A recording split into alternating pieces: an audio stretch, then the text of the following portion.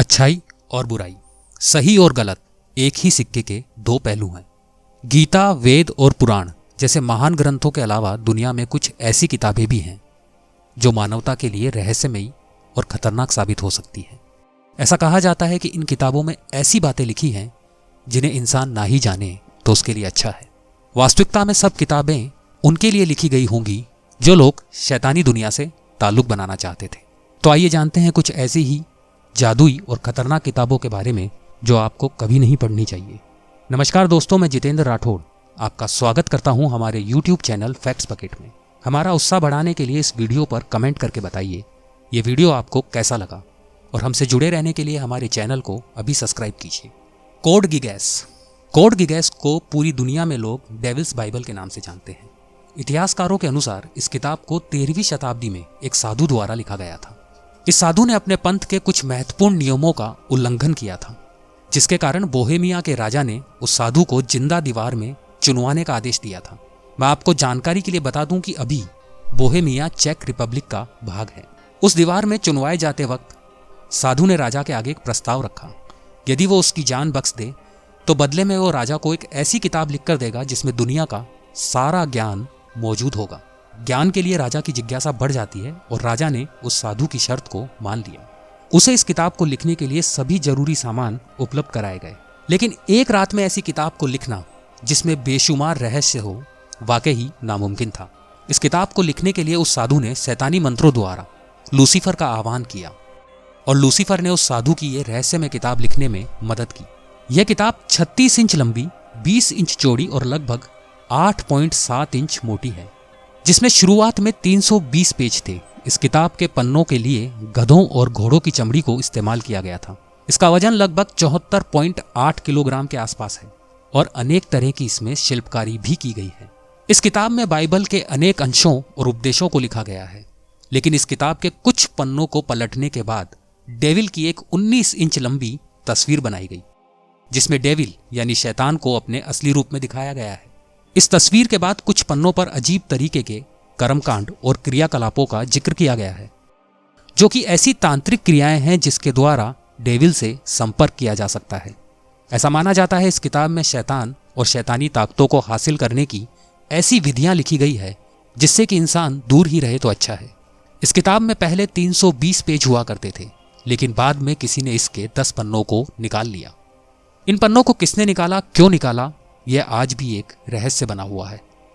ऐसा माना जाता है कि आखिर के वो 10 पन्ने जो गायब हैं वो खुद डेविल ने अपने हाथों से लिखे थे।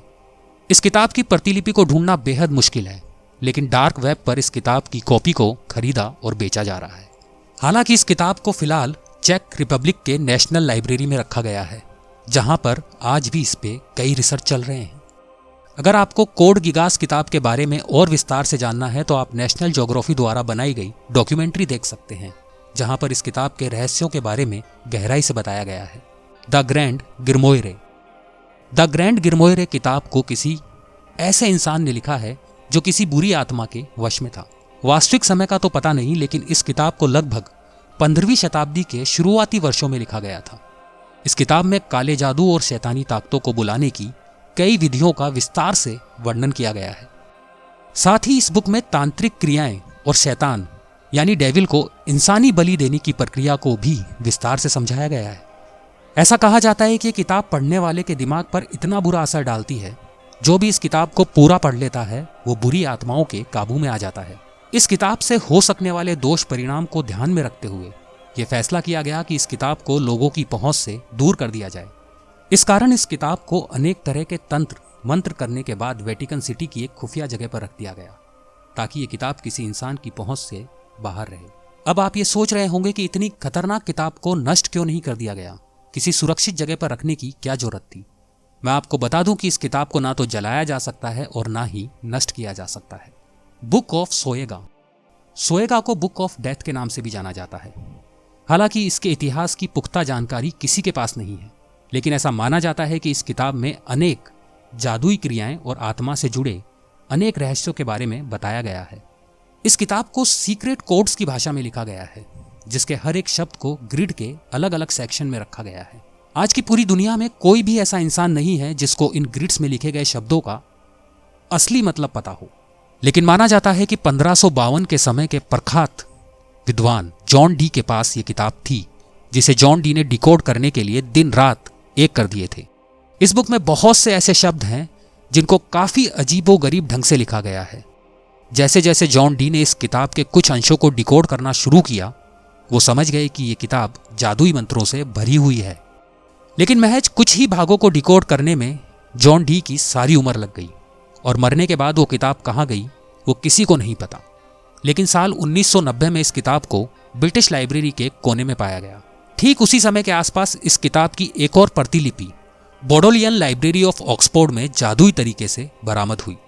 दोनों ही जगह के अधिकारियों का यह दावा है कि इससे पहले यह किताब इन लाइब्रेरीज में नहीं थी।